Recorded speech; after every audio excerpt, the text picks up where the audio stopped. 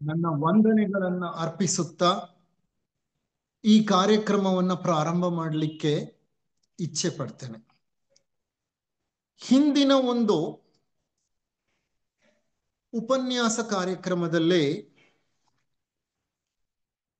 ಜಿಡು ಕೃಷ್ಣಮೂರ್ತಿಯವರು 18ನೇ ತಾರೀಕು ನವೆಂಬರ್ 1985ರಂದು ರಾಜಘಾಟ್ನಲ್ಲಿ ಉಪನ್ಯಾಸ ನೀಡಿದ ವಿಷಯವನ್ನ ನಿಮ್ಮೊಡನೆ ಹಂಚಿಕೊಳ್ತಾ ಇದ್ದೆ. ಇದು 8ನೆಯ ಉಪನ್ಯಾಸ. ಇದೊಂದು ಸರಣಿ ಉಪನ್ಯಾಸದ ಕಾರ್ಯಕ್ರಮ. ಜಿಡು ಕೃಷ್ಣಮೂರ್ತಿಯವರು ಅಂತಿಮವಾಗಿ ಭಾರತಕ್ಕೆ ಬಂದಿದ್ದು 1985ನೆಯ ಇಸವಿಯ ಅಂತ್ಯ ಭಾಗದಲ್ಲಿ.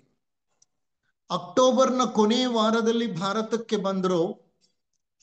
November December ಭಾರತದಲ್ಲಿದ್ದರು.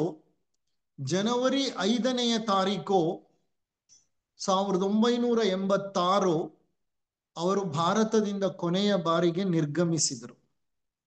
ಆ ನಂತರ 1.5 ತಿಂಗಳಿಗೆ 1986 ಫೆಬ್ರವರಿ 17ನೆಯ ತಾರೀಕು ಅವರು ಸ್ವರ್ಗಸ್ಥರಾದರು, ಮೃತ ಹೊಂದಿದರು, ಕಾಲವಾದರು. ಅಂದರೆ ಈ ತಾಯ್ನಾಡಿನ ಋಣ ಕೊನೆಯ ಬಾರಿ ಅವರು ಬಂದದ್ದು, ಹಲವಾರು ಉಪನ್ಯಾಸಗಳನ್ನ ನೀಡಿದ್ದು. ಅವರು ಆರೋಗ್ಯ ಕ್ಷೀಣಿಸುತ್ತಿತ್ತು. ಯಾಕೋ ಶರೀರ ಅಷ್ಟು ಸಹಕರಿಸುತ್ತಿರಲಿಲ್ಲ. ಜೊತೆಗೆ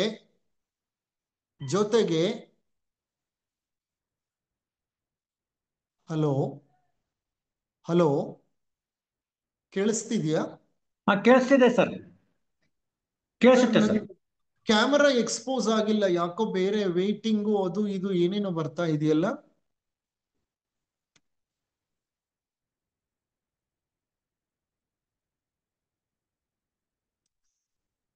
ಕಾಣಿಸ್ತಿದ್ಯಾ?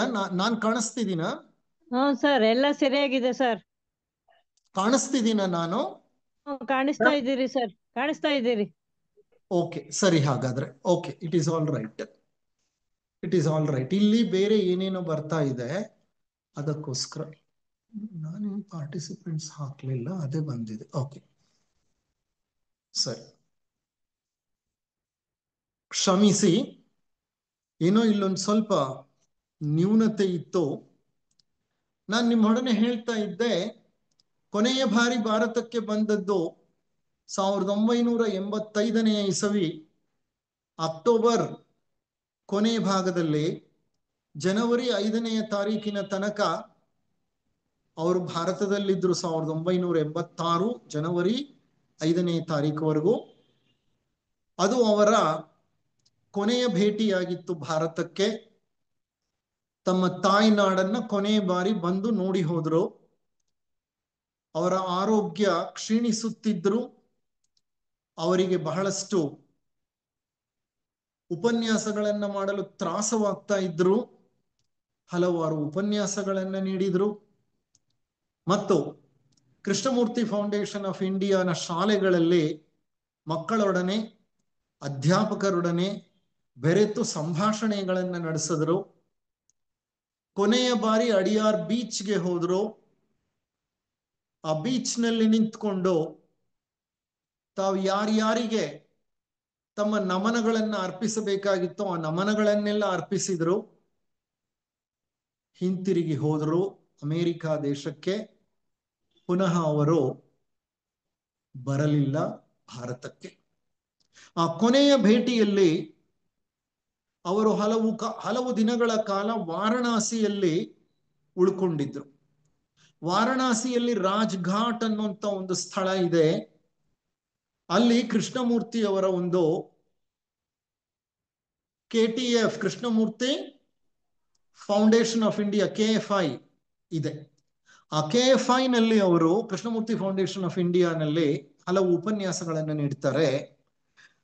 18 ನವೆಂಬರ್ 1985 ಇಸವಿ ಅವರು ನೀಡಿದಂತಹ ಒಂದು ಉಪನ್ಯಾಸವನ್ನ ನಿಮ್ಮ ಜೊತೆ ನಾನು ಪ್ರಸ್ತಾಪ ಮಾಡಿದ್ದೆ ಹಿಂದಿನ ಒಂದು ತರಗತಿಯಲ್ಲಿ. ಅದನ್ನೇ ಮುಂದುವರಿಸೋಣಂತೆ. ಅವರು ಸಾಮಾನ್ಯವಾಗಿ ಯಾವ ವಿಷಯಗಳನ್ನ ತಮ್ಮ ಉಪನ್ಯಾಸಗಳಲ್ಲಿ ಆರಿಸಿಕೊಳ್ತಿದ್ರು ಅಂದ್ರೆ, ಯಾವುದೋ ಎತ್ತರದ ತತ್ವಗಳನ್ನಲ್ಲ, ದೊಡ್ಡ ಸಿದ್ಧಾಂತಗಳನ್ನಲ್ಲ, ಪ್ರತಿನಿತ್ಯ ಜೀವನದಲ್ಲಿ ಏನ್ ನಡೆಯುತ್ತೆ ಅವುಗಳನ್ನ ಮಾತ್ರ ತಗೊಂಡು ತಮ್ಮ ಉಪನ್ಯಾಸದ ಅತಿ ಮುಖ್ಯವಾದ ಸರಕಾಗಿ ಬಳಸ್ಕೊತಾ ಇದ್ರು. ಅವರು ಆ ದಿವಸ ನೀಡಿದಂತಹ ಒಂದು ಉಪನ್ಯಾಸದಲ್ಲಿ ಯೋಚನೆಗಳು ಹೇಗೆ ನಮಗೆ ಅಡಚಣೆಯನ್ನು ಉಂಟು ಮಾಡುತ್ತೆ ಅನ್ನೋದನ್ನು ವಿವರಿಸ್ತಾ ಹೇಳ್ತಾರೆ. ಯೋಚನೆಗಳಿಗೆ ಮೂಲ ಕಾರಣ ನಮ್ಮ ಅನುಭವಗಳು. ನಾವು ಈ ಜಗತ್ತಿನಲ್ಲಿ ಬದುಕಿ ಬಾಳುವಾಗ ಹಲವಾರು ಅನುಭವಗಳನ್ನ ಹೊಂದುತ್ತಾ ಇರ್ತೀವಿ. ಹೇಗೆ ಆ ಅನುಭವಗಳು? ಜಗತ್ತಿನ ಇನ್ನಿತರ ವ್ಯಕ್ತಿಗಳೊಡನೆ, ಇನ್ನಿತರ ಜೀವಿಗಳೊಡನೆ, ಇತರ ವಸ್ತುಗಳೊಡನೆ, ಸ್ಥಳಗಳೊಡನೆ ವ್ಯವಹರಿಸುವಾಗ ನಾವು ಹಲವಾರು ಅನುಭವಗಳನ್ನ ಹೊಂದ್ತಾ ಇರ್ತೀವಿ. ಈ ಅನುಭವಗಳು ನಮಗೆ ಯಾವುದೋ ಒಂದು ಪಾಠವನ್ನ ಕಲಿಸ್ತಾ ಇರ್ತವೆ. ಆ ಅನುಭವಗಳನ್ನ ನಾವು ಜ್ಞಾನವಾಗಿ ಸಂಗ್ರಹಿಸುತ್ತೇವೆ. ಪ್ರತಿ ಅನುಭವವು ಜ್ಞಾನವಾಗಿ ಪರಿವರ್ತನೆ ಹೊಂದುತ್ತೆ. ಆ ಜ್ಞಾನ ಅನ್ನೋದು ನಮ್ಮ ಸ್ಮರಣೆಯಲ್ಲಿ ಕುಳಿತುಕೊಳ್ಳುತ್ತೆ. ಸ್ಮರಣೆ ಅಂದ್ರೆ ನೆನಪು. ನಾವು ಸಂಪಾದಿಸಿದ ಜ್ಞಾನ ನಮ್ಮಲ್ಲಿ ನೆನಪಿನ ಭಂಡಾರದಲ್ಲಿ ಕುಳಿತುಕೊಳ್ಳುತ್ತೆ. ನಮ್ಮ ನೆನಪಿನ ಒಂದು ಭಾಗವಾಗತ್ತೆ. ಆ ನೆನಪು ಅಥವಾ ಸ್ಮರಣೆ ಅನ್ನೋದು ಭೂತಕಾಲಕ್ಕೆ ಸಂಬಂಧಪಟ್ಟಿದ್ದು, ಪಾಸ್ಟ್. ಈಗಾಗಲೇ ಆಗಿರೋ ಅನುಭವ, ಆ ಅನುಭವದಿಂದ ಜನಿಸಿದಂತ ಜ್ಞಾನ, ಆ ಜ್ಞಾನ ಸ್ಮರಣೆಯಾಗಿ ನಮ್ಮಲ್ಲಿ ಕುಳಿತಿದೆ. ಈ ಸ್ಮರಣೆ ಅನ್ನೋದೇನ್ ಮಾಡುತ್ತೆ, ಮುಂದೆ ಯೋಚನೆಗಳನ್ನ ಉತ್ಪತ್ತಿ ಮಾಡುತ್ತೆ. ಅನುಭವ ಪರಿಮಿತವಾದದ್ದು. ಅನುಭವ ಪರಿಮಿತವಾದದ್ದು ಅಂದ್ರೆ ಅದರಿಂದ ಉತ್ಪತ್ತಿಯಾಗೋ ಜ್ಞಾನ ಸಹ ಪರಿಮಿತಿಯನ್ನ ಹೊಂದಿರೋದು. ಜ್ಞಾನಕ್ಕೆ ಎಲ್ಲೇ ಇಲ್ಲ. ಪ್ರತಿ ವ್ಯಕ್ತಿ ತನ್ನ ಜೀವನದಲ್ಲಿ ಎಷ್ಟು ಜ್ಞಾನವನ್ನ ಸಂಪಾದಿಸ್ತಾನೋ ಆ ಜ್ಞಾನ ತನ್ನದೇ ಆದ ಪರಿಮಿತಿಯನ್ನ ಹೊಂದಿರುತ್ತೆ. ಯಾವ ವ್ಯಕ್ತಿಯೂ ಪರಿಪೂರ್ಣ ಜ್ಞಾನವನ್ನ ಹೊಂದಿರಲಿಕ್ಕೆ ಸಾಧ್ಯ ಇಲ್ಲ. ಕಾರಣ, ಜ್ಞಾನ ಅನ್ನೋದು ಪರಿಮಿತಿ ಕ್ಷೇತ್ರದಲ್ಲಿ ಕೆಲಸ ಮಾಡ್ತಾ ಇರುತ್ತೆ. ಅದು ಅಷ್ಟು ಅಗಾಧವಾದದ್ದು, ಅಷ್ಟು ವಿಸ್ತಾರವಾದದ್ದು.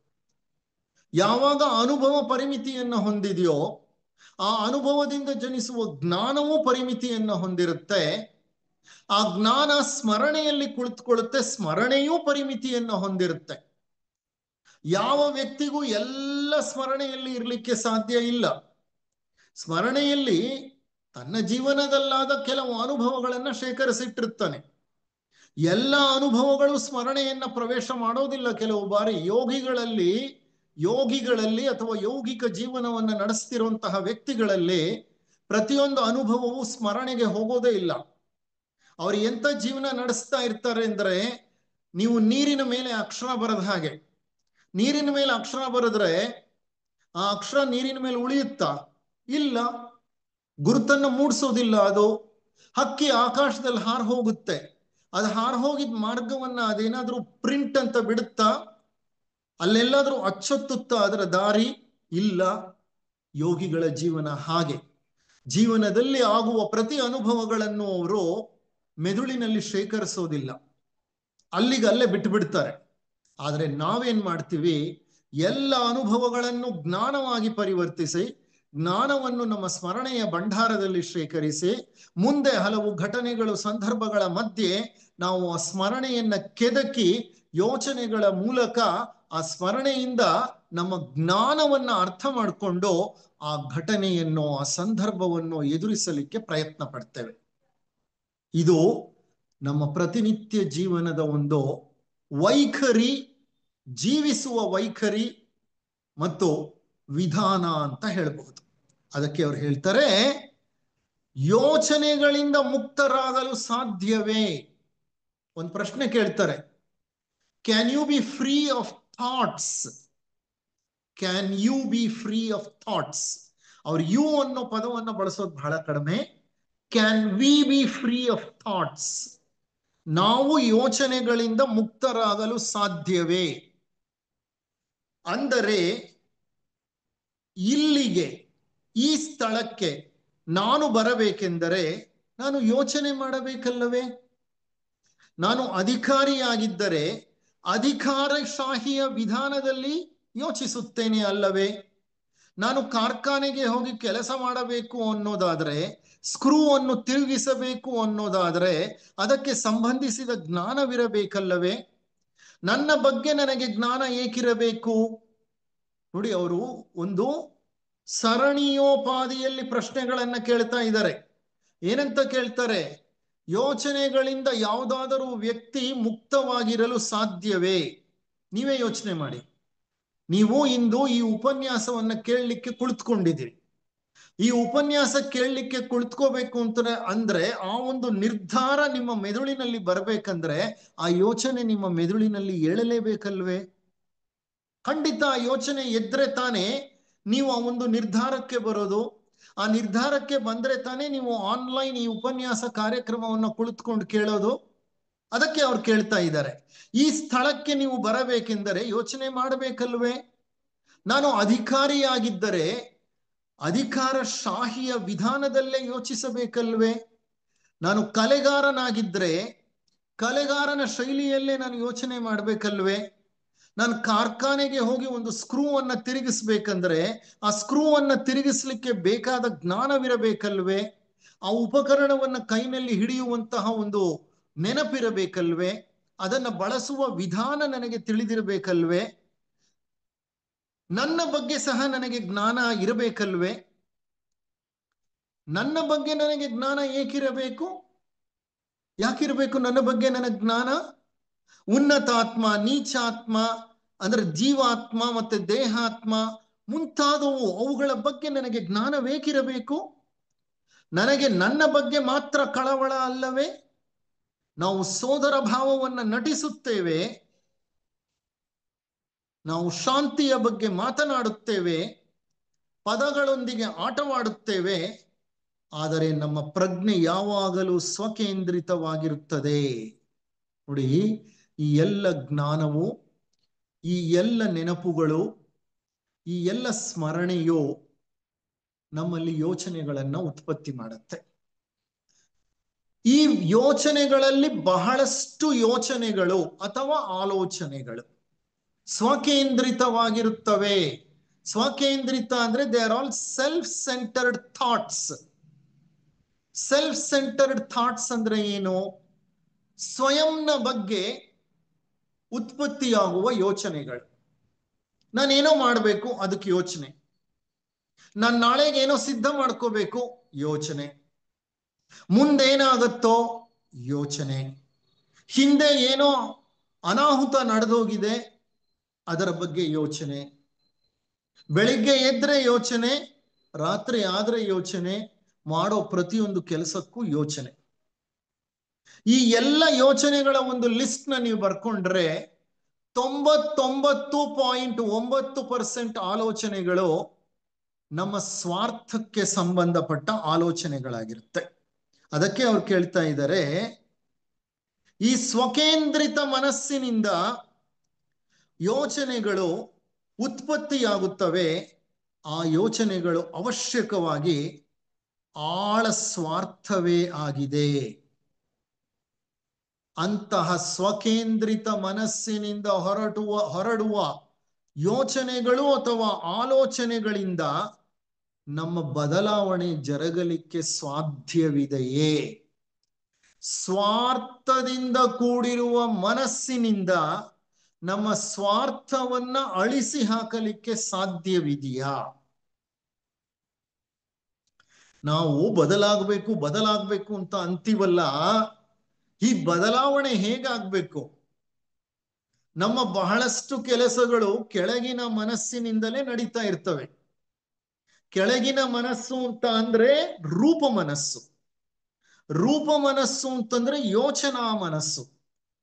ನಿತ್ಯ ಜೀವನದಲ್ಲಿ ನಾವು ಈ ಯೋಚನಾ ಮನಸ್ಸನ್ನ ಬಳಸ್ತಾ ಯೋಚನೆಗಳ ಮೂಲಕ ನಮ್ಮ ಜೀವನವನ್ನ ಕಟ್ಟಿಕೊಂಡಿದ್ದೇವೆ. ಈಗ ನಾವು ಬದಲಾಗಬೇಕು ಅಂತ ಅಂದ್ರೆ ಆ ಸ್ವಕೇಂದ್ರಿತ ಮನಸ್ಸಿನಿಂದ ಉತ್ಪತ್ತಿಯಾಗುವ ಯೋಚನೆಗಳ ಮೂಲಕ ನಮ್ಮ ಮನಸ್ಸು ಬದಲಾಗಕ್ಕೆ ಸಾಧ್ಯ ಇದೆಯಾ? ಮೊದಲೇ ಅದು ಸ್ವಾರ್ಥದಿಂದ ಕೂಡಿರೋದು. ಸ್ವಾರ್ಥವೇ ನಮ್ಮ ಸಮಸ್ಯೆ ಆಗಿದ್ರೆ ಆ ಸ್ವಾರ್ಥದಿಂದ ಕೂಡಿರುವ ಮನಸ್ಸಿನಿಂದ ನಾವು ನಮ್ಮನ್ನು ಬದಲಾಯಿಸಿಕೊಳ್ಳಲಿಕ್ಕೆ ಸಾಧ್ಯವಿದೆಯಾ? ಎಷ್ಟು ಸುಂದರವಾದ ಪ್ರಶ್ನೆ, ಎಷ್ಟು ಆಳವಾದ ಪ್ರಶ್ನೆ. ಇದನ್ನ ಒಂದ್ ಕಡೆ ಆಲ್ಬರ್ಟ್ ಐನ್ಸ್ಟೈನ್ ಅನ್ನೋಂಥ ಪ್ರಖ್ಯಾತ ವಿಜ್ಞಾನಿ ಅಥವಾ ಒಬ್ಬ ದಾರ್ಶನಿಕನೂ ಹೌದು, ಅವನೊಂದ್ ಕಡೆ ಹೇಳ್ತಾನೆ, the same consciousness which created the problem cannot solve the problem ಅಂತ ಹೇಳ್ತಾನೆ. ಅಂದ್ರೆ ಅರ್ಥ, ಯಾವ ಪ್ರಜ್ಞೆ ಸಮಸ್ಯೆಗಳನ್ನ ಸೃಷ್ಟಿ ಮಾಡ್ತೋ ನಿನ್ನಲ್ಲಿ, ಅದೇ ಪ್ರಜ್ಞೆಯಿಂದ ಆ ಸಮಸ್ಯೆಗಳನ್ನ ಪರಿಹರಿಸಲು ಸಾಧ್ಯವಿಲ್ಲ. ಮತ್ತೊಮ್ಮೆ ಹೇಳ್ತೇನೆ, ನನ್ನಲ್ಲಿನ ಯಾವ ಪ್ರಜ್ಞೆ ಸಮಸ್ಯೆಗಳನ್ನ ಸೃಷ್ಟಿ ಮಾಡ್ತೋ ಅದೇ ಪ್ರಜ್ಞೆಯಿಂದ ನಾನು ಕೆಲಸ ಮಾಡಿದ್ರೆ ಸಮಸ್ಯೆಗಳನ್ನ ಪರಿಹರಿಸಲು ಸಾಧ್ಯವಿಲ್ಲ. ಅಂದ್ರೆ ಸ್ವಾರ್ಥಪೂರಿತ ಮನಸ್ಸು ಯಾವ ಸಮಸ್ಯೆಗಳನ್ನ ಸೃಷ್ಟಿ ಮಾಡಿದೆಯೋ ಆ ಸಮಸ್ಯೆಗಳನ್ನ ಪರಿಹರಿಸಲು ನಾನು ಸ್ವಾರ್ಥಪೂರಿತ ಮನಸ್ಸನ್ನೇ ಬಳಸ್ತೀನಿ ಅಂದ್ರೆ ಅದರಿಂದ ಸಾಧ್ಯ ಇಲ್ಲ. ಹಾಗಾದ್ರೆ ನಮ್ಮ ಪ್ರಜ್ಞೆ ಏನಾಗ್ಬೇಕು? ಒಂದು ಹಂತ ಮೇಲೆ ಇರಬೇಕು. ಗದ್ದಲದಿಂದ ಕೂಡಿರುವಂತ ರೂಪ ಮನಸ್ಸನ್ನ ಬಿಟ್ಟು ಅರೂಪ ಮನಸ್ಸಿಗೆ ಏರಿದಾಗ ನಾವು ನಮ್ಮ ಮನಸ್ಸು ಉತ್ಪತ್ತಿ ಮಾಡಿದ ಸಮಸ್ಯೆಗಳನ್ನ ಪರಿಹರಿಸಬಹುದು. ಆದರೆ ನಮ್ಮ ಸಮಸ್ಯೆ ಏನಂದ್ರೆ, ಯಾವ ಮನಸ್ಸು ಸಮಸ್ಯೆಗಳನ್ನ ಸೃಷ್ಟಿ ಮಾಡ್ತಿದೆಯೋ, ಆಲೋಚನೆಗಳ ಒಂದು ದೊಡ್ಡ ಕಂತೆಯನ್ನೇ ತಯಾರು ಮಾಡ್ತಿದೆಯೋ, ಆ ಮನಸ್ಸಿನಿಂದಲೇ ನಮ್ಮ ಸಮಸ್ಯೆಗಳನ್ನ ಪರಿಹರಿಸಲು ನಾವು ಪ್ರಯತ್ನ ಪಡ್ತೇವೆ. ನಮ್ಮ ಸ್ವಾರ್ಥವನ್ನ ಪರಿಹರಿಸಿಕೊಳ್ಳಲು ಸ್ವಾರ್ಥಪೂರಿತ ಮನಸ್ಸನ್ನೇ ಬಳಸ್ತೇವೆ. ಆದ್ದರಿಂದ ನಾವು ಪರಿಶೋಧಿಸಬೇಕು ಅಂತ ಹೇಳ್ತಾರವರು. ಆದ್ದರಿಂದ ನಾವು ಪರಿಶೋಧಿಸಬೇಕು. ಏನು ಪರಿಶೋಧಿಸೋದು? ನೀವು ಪರಿಶೋಧಿಸಿದರೆ, ಸಂಶೋಧಿಸಿದರೆ, ನೀವು ಆಳವಾಗಿ ಗಮನಿಸಿದರೆ ನಿಮ್ಗೆ ಅರ್ಥ ಆಗತ್ತೆ, ನೀವಿರೋಂತಹ ಪರಿಸ್ಥಿತಿಯಿಂದ ನಿಮ್ಮ ಪರಿಸ್ಥಿತಿಯನ್ನ ಉದ್ಧಾರ ಮಾಡಲಿಕ್ಕೆ ಸಾಧ್ಯ ಇಲ್ಲ. ಹಾಗಾದ್ರೆ ನಿಮ್ಮ ಪರಿಸ್ಥಿತಿ ಏನಾಗಬೇಕು? ಇನ್ನೊಂದು ಉನ್ನತ ಮಟ್ಟಕ್ಕೆ ಏರ್ಬೇಕು. ಅದಕ್ಕೆ ಅವ್ರು ಹೇಳ್ತಾ ಇದ್ದಾರೆ, ಪರಿಶೋಧಿಸಬೇಕು. ಏನನ್ನ ಪರಿಶೋಧಿಸಬೇಕು? ಸ್ವಯಂ ಅನ್ನ ಪರಿಶೋಧಿಸಬೇಕು. Explore the self, explore the self ಅಂತ ಹೇಳ್ತಾರೆ. ಅದನ್ನ ವಿವರಿಸ್ತಾ ಅವರೊಂದ್ ಕಡೆ ಮತ್ತೆ ಮುಂದುವರಿಸ್ಕೊಂಡು ಹೇಳ್ತಾರೆ, ನಿಮ್ಮ ಹೆಸರು, ನಿಮ್ಮ ವೃತ್ತಿ, ಅವುಗಳನ್ನೆಲ್ಲ ಬಿಟ್ಟರೆ ನೀವು ಯಾರು? ಸ್ವಯಂ ಅಂದ್ರೆ ಏನಪ್ಪ? ಏನು ಸ್ವಯಂ ಅಂದ್ರೆ? What is self? ಸೆಲ್ಫ್ ಅಂದ್ರೆ ನೀವೇನ್ ಅನ್ಕೊಂಡಿರ್ಬೋದು, ನನ್ನ ಹೆಸರು, ನನ್ನ ವೃತ್ತಿ, ಇದೆಲ್ಲ ಸ್ವಯಂ ಅಂತ ಅನ್ಕೊಂಡಿರಬಹುದು. ಆದರೆ ನಿಮ್ಮ ಹೆಸರು, ನಿಮ್ಮ ವೃತ್ತಿ, ಅವುಗಳನ್ನೆಲ್ಲ ಬಿಟ್ರೆ ನೀವು ಯಾರು ಅನ್ನೋ ಪ್ರಶ್ನೆ ಕೇಳ್ತಾರ ಅವರು. ಬಿಟ್ಬಿಡಿ, ನಿಮ್ಮ ಹೆಸರು ನೀವಲ್ಲ, ನಿಮ್ಮ ವೃತ್ತಿ ನೀವಲ್ಲ ಅಂತ ತಿಳ್ಕೊಳ್ಳಿ. ಹಾಗಾದ್ರೆ ನೀವು ಯಾರು? ನೀವು ಯಾರು? ನಿಮ್ಮ ಹೆಸರು, ವೃತ್ತಿ, ನಿಮ್ಮ ಸಮಾಜ, ಈ ಎಲ್ಲ ಲಕ್ಷಣಗಳನ್ನ ಬದಿಗಿಟ್ಟು ಹೇಳಿ. ಇದನ್ನೆಲ್ಲ ತೆಗೆದು ದೂರ ಇಡಿ. ನಾನೊಬ್ಬ ಶ್ರೀಮಂತ, ನಾನೊಬ್ಬ ವಿದ್ಯಾವಂತ, ನಾನೊಬ್ಬ ದೊಡ್ಡ ಪ್ರಾಧ್ಯಾಪಕ, ನಾನೊಬ್ಬ ದೊಡ್ಡ ವೈದ್ಯ, ನಾನೊಬ್ಬ ಉತ್ತಮ ಉಪನ್ಯಾಸಕ, ನಾನೊಬ್ಬ ಮನುಷ್ಯ, ನಾನೊಬ್ಬ ವ್ಯಕ್ತಿ, ನಾನೊಬ್ಬ ಗಂಡಸು, ನಾನೊಬ್ಬ ಹೆಂಗಸು, ಇದೆಲ್ಲ ಬದಿಗಿಡಿ. ಇದೆಲ್ಲವನ್ನ ಬದಿಗಿಟ್ರೆ ನೀವು ಯಾರು? ಓಕೆ, ಈ ಪ್ರಶ್ನೆ ಕೇಳಿದ್ರೆ ಕೆಲವರು ಹೇಳ್ಬೋದು, ಗೀತೆ ಹಾಗೆ ಹೇಳುತ್ತೆ, ಭಗವದ್ಗೀತೆಯಲ್ಲಿ ಹೇಳ್ತಾರೆ ನನ್ನ ಸ್ವಸ್ವರೂಪ ಆತ್ಮ, ನಾನು ಆತ್ಮ. ಇದೆಲ್ಲ ಬೇಡ. ಅವ್ರು ಹೇಳ್ತಾರೆ ಗೀತೆ ಹಾಗೆ ಹೇಳಿದೆ, ಉಪನಿಷತ್ತುಗಳು ಹೀಗೆ ಹೇಳಿದೆ ಎಂದು ಉತ್ತರಿಸಬೇಡಿ. ಇದೆಲ್ಲ ಪುನರಾವರ್ತನೆಗಳು. ಇದೆಲ್ಲ ನೀವು ಎಲ್ಲೋ ಓದಿ ಆ ಓದಿದ ವಿಷಯನ ಜ್ಞಾನವಾಗಿ ನಿಮ್ ತಲೆಯಲ್ಲಿ ತುಂಬಿಕೊಂಡು ಆ ಜ್ಞಾನವನ್ನ ಯೋಚನೆಗಳಾಗಿ ಮಾಡಿ ಆ ಯೋಚನೆಗಳ ಮೂಲಕ ನೀವು ಉತ್ತರ ಕೊಡ್ಲಿಕ್ಕೆ ಪ್ರಯತ್ನ ಪಡ್ತಿದ್ದೀರಿ. ಮತ್ತೆ ಅದೇ ಸಮಸ್ಯೆ, ಮತ್ತೆ ಯೋಚನೆಗಳ ಮೂಲಕ ನಿಮ್ಮ ಸಮಸ್ಯೆಯನ್ನ ಪರಿಹರಿಸ್ಲಿಕ್ಕೆ ಪ್ರಯತ್ನ ಪಡ್ತಾ ಇದ್ದೀರಿ. ನಾನು ಆತ್ಮ ಅನ್ನೋದು ಒಂದು ಯೋಚನೆನೆ. ಹೇಗ್ ಬಂತು ಆ ಯೋಚನೆ? ಯಾರೋ ಉಪನ್ಯಾಸದಲ್ಲಿ ಹೇಳಿದ್ರು, ಇಲ್ಲ ಯಾವುದೋ ಗ್ರಂಥವನ್ನ ಓದ್ದೆ, ಅದರಲ್ಲಿ ಕೊಟ್ಟಿದ್ರು, ಅದೊಂದು ನನ್ನ ಅನುಭವಕ್ಕೆ ಬಂದ ಜ್ಞಾನ. ಆ ಜ್ಞಾನವೇ ಈಗ ಸ್ಮರಣೆಯಾಗಿ ಕುಳಿತಿದೆ. ಈಗ ಯಾರೋ ಕೇಳಿದ್ರು ನಿನ್ನ ಸ್ವಸ್ವರೂಪ ಯಾರು ಅಂತ. ಗೀತೆ ಹೇಳುತ್ತೆ ನನ್ನ ಸ್ವಸ್ವರೂಪ ಆತ್ಮ ಅಂತ.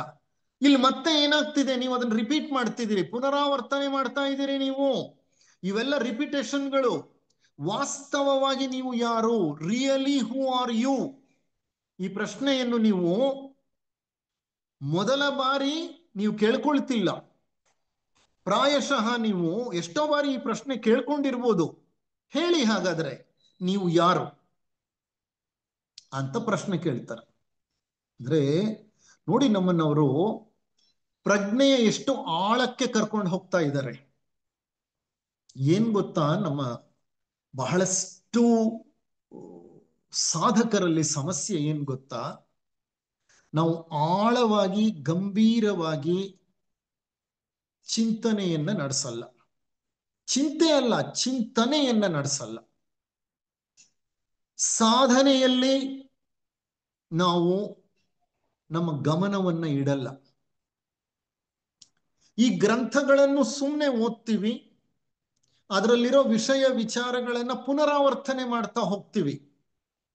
ಆ ವಿಷಯ ವಿಚಾರಗಳ ಆಳವನ್ನ ತಲುಪಿ ನಮ್ಮ ಪ್ರಜ್ಞೆಯನ್ನ ಮೇಲೇರಿಸಿಕೊಂಡು ನಮ್ಮಲ್ಲಿ ಬದಲಾವಣೆಯನ್ನ ನಾವು ಕಾಣಲಿಕ್ಕೆ ಇಚ್ಛಿಸುವುದಿಲ್ಲ, ಪ್ರಯತ್ನಿಸುವುದಿಲ್ಲ.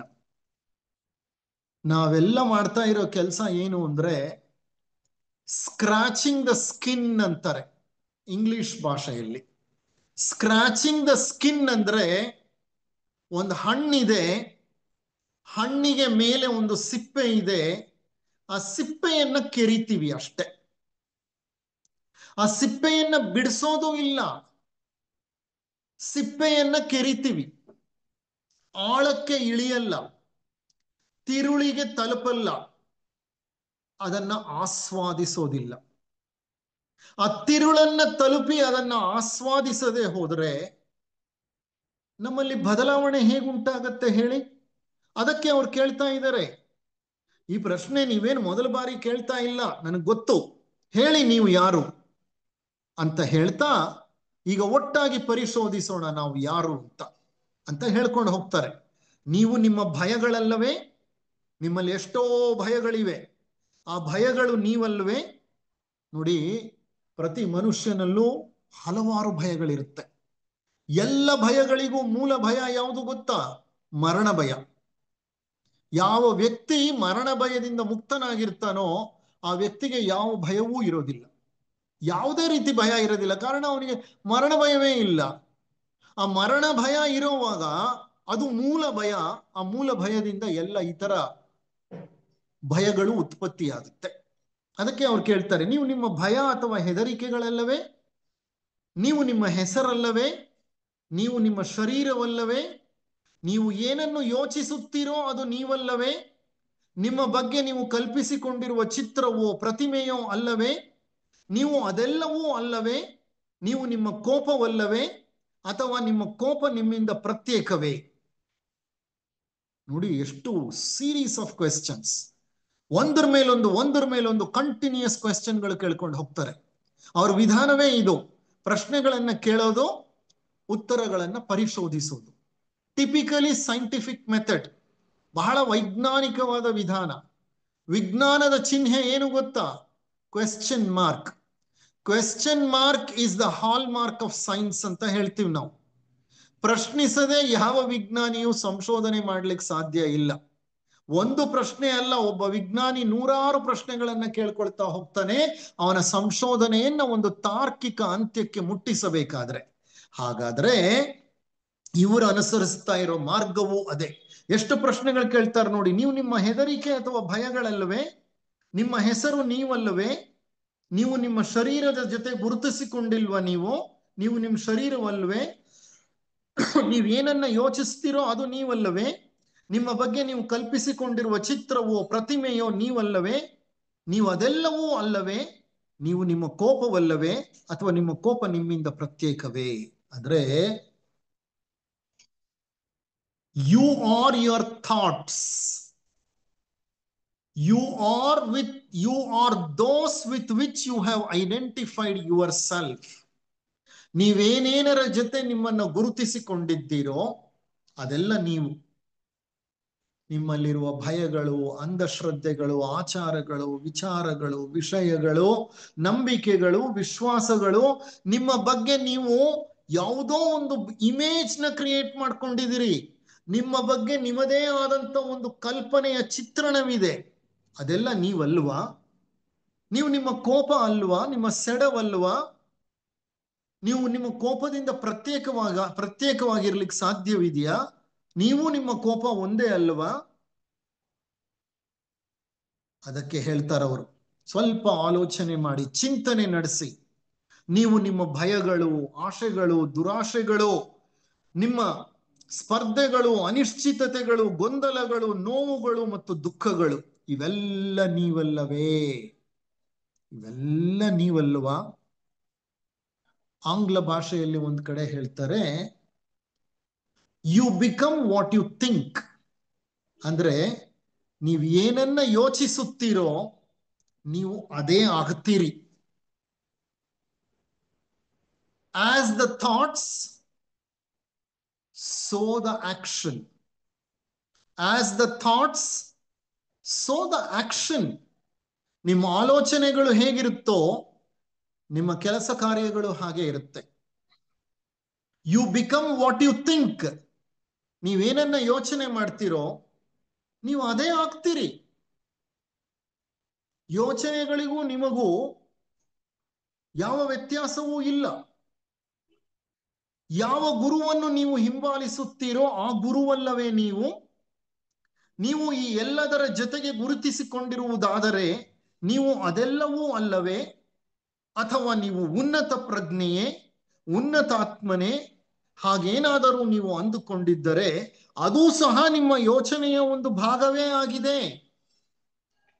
ಇದೆಲ್ಲ ನೀವು ಆಗಿರೋದಾದರೆ ನಿಮ್ಮ ವಿಶ್ವಾಸಗಳು, ಅಂಧಶ್ರದ್ಧೆಗಳು, ಆಚಾರಗಳು, ವಿಚಾರಗಳು, ಸಂಪ್ರದಾಯಗಳು ಮತ್ತು ಗೊಡ್ಡು ನಂಬಿಕೆಗಳು, ನಿಮ್ಮ ಕೋಪ, ನಿಮ್ಮ ಸೆಡವು, ನಿಮ್ಮ ಕ್ರೋಧ, ಇದೆಲ್ಲ ನೀವು ಆಗಿರೋದಾದರೆ, ನೀವು ಅದ್ರ ಜೊತೆ ಎಲ್ಲ ಗುರುತಿಸ್ಕೊಂಡಿರೋದಾದರೆ ನೀವು ಅದೆಲ್ಲವೂ ಅಲ್ವೇ? ನೀವೇನಾದ್ರೂ ಹೀಗೆ ತಿಳ್ಕೊಂಡಿದ್ದೀರಾ, ನಾನೊಂದು ಉನ್ನತ ಪ್ರಜ್ಞೆ, ನಾನು ಉನ್ನತಾತ್ಮ? ನಾವೆಲ್ಲ ಅನ್ಕೋತೀವಿ. ಯಾಕೆಂದ್ರೆ ಸೊಸೈಟಿಯಲ್ಲಿ ಇದೆಲ್ಲ ನಾವು ಕಲ್ತ್ಕೋತೀವಿ. ನಮ್ಮ ವಾಂಗ್ಮಯದಲ್ಲಿ ಕೊಟ್ಟಿದ್ದಾರೆ. ನಾನು ನನ್ನ ಉನ್ನತಾತ್ಮನ ಪ್ರಜ್ಞೆಯನ್ನ ಬೆಳೆಸ್ಕೋಬೇಕು. ಕಾರಣ ಉನ್ನತಾತ್ಮನ ಪ್ರಜ್ಞೆಯ ಅಡಿಯಲ್ಲಿ ನೀಚಾತ್ಮನ ಎಲ್ಲ ಚಟುವಟಿಕೆಗಳನ್ನ ನಾನು ನನ್ನ ಅಧೀನಕ್ಕೆ ತಗೊಂಡು ಬರಬಹುದು ಅನ್ನುವಂತಹ ಒಂದು ಬಯಕೆ ನನ್ನಲ್ಲಿದೆ. ಕಾರಣ ನಾನು ಥಿಯೋಸಾಫಿಕಲ್ ಸೊಸೈಟಿಯ ವಾಂಗ್ಮಯವನ್ನ ಓದಿದ್ದೇನೆ, ಅರ್ಥ ಮಾಡ್ಕೊಂಡಿದ್ದೇನೆ. ಅದಕ್ಕೆ ಅವ್ರು ಹೇಳ್ತಾರೆ, ನೀವೇನಾದ್ರೂ ನಿಮ್ಮನ್ನ ಉನ್ನತಾತ್ಮ, ನೀನು ಉನ್ನತ ಪ್ರಜ್ಞೆ ಅಂತ ನೀವು ತಿಳ್ಕೊಂಡಿರೋದಾದ್ರೆ ಅದು ಸಹ ನಿಮ್ಮ ಯೋಚನೆಯ ಒಂದು ಭಾಗವೇ ಆಗಿದೆ. ನಾನು ಉನ್ನತಾತ್ಮ ಅನ್ನುವಂಥದ್ದು ನನಗೆ ಹೆಂಗ್ ಗೊತ್ತಾಯ್ತು? ಯಾರೋ ಉಪನ್ಯಾಸ ಮಾಡಿದ್ರು, ಇಲ್ಲ ಯಾವುದೋ ಗ್ರಂಥ ಓದ್ದೆ, ಉನ್ನತ ಪ್ರಜ್ಞೆ ಬೆಳೆಸ್ಕೋಬೇಕು ನಾನು ಅನ್ನೋದನ್ನ ನಾನು ಅರ್ಥ ಮಾಡಿಕೊಂಡು ನನ್ನ ಜ್ಞಾನದ ಒಂದು ಭಾಗವನ್ನಾಗಿ ಮಾಡಿಕೊಂಡೆ. ಆ ಜ್ಞಾನ ಸ್ಮರಣೆಯಲ್ಲಿ ನಿಲ್ತು, ಸ್ಮರಣೆಯಿಂದ ಯೋಚನೆಗಳು ಹೊರಬಂತು. ಹಾಗಾದ್ರೆ ಅದು ನಿಮ್ಮ ಯೋಚನೆಯ ಒಂದು ಭಾಗ ಅಲ್ವೇ? ಆದ್ದರಿಂದ ಉನ್ನತಾತ್ಮ, ಉನ್ನತ ಪ್ರಜ್ಞೆ ಸಹ ಬಹಳ ಚಿಕ್ಕದಾದದ್ದೇ. ನಿಮ್ಮ ಆಲೋಚನೆಗೆ ಸಿಲುಕೋದು ಅಂತ ಅಂದ್ರೆ ಅದು ಪರಿಮಿತವಾದದ್ದು. ನಾನು ಉನ್ನತಾತ್ಮ ಅಂತ ನಾನು ಅನ್ಕೊಂಡ್ರೆ ಅದು ಸಹ ಪರಿಮಿತಿಯನ್ನ ಹೊಂದಿರುವ ಯೋಚನೆಯ ಸೀಮಿತ ಕ್ಷೇತ್ರದಲ್ಲಿ ಸೇರ್ಕೊಂಡಿದೆ. ಹಾಗಾದ್ರೆ ಅದು ಸಹ ಸಣ್ಣದೇ. ಹಾಗಾದ್ರೆ ನಿಮ್ಮಲ್ಲಿ ಒಂದು ಪ್ರಶ್ನೆ ಹುಟ್ಟಬಹುದು. ಯಾವುದದು ಪ್ರಶ್ನೆ? ನಾನು ಇಷ್ಟೆಲ್ಲ ವ್ಯಾಸಂಗ ಮಾಡ್ತೀನಿ, ಅಧ್ಯಯನ ಮಾಡ್ತೀನಿ, ಚಿಂತನೆ ನಡೆಸ್ತೀನಿ, ಸತ್ಸಂಗದಲ್ಲಿ ಭಾಗವಹಿಸ್ತೀನಿ, ಇದೆಲ್ಲ ಸರಿನಾ ತಪ್ಪ? ನೀವೇ ಆಲೋಚನೆ ಮಾಡಿ. ಇದು ಸರಿನಾ ತಪ್ಪಾ ಅನ್ನೋದನ್ನ ಚಿಂತನೆ ನಡೆಸಿ. ಚಿಂತನೆ ನಡೆಸಿದ್ರೆ ನಿಮ್ಗೆ ಅರ್ಥ ಆಗತ್ತೆ ಇದು ತಪ್ಪಲ್ಲ. ಇದೆಲ್ಲ ಅವಶ್ಯಕ, ಇದೆಲ್ಲ ಅವಶ್ಯಕ.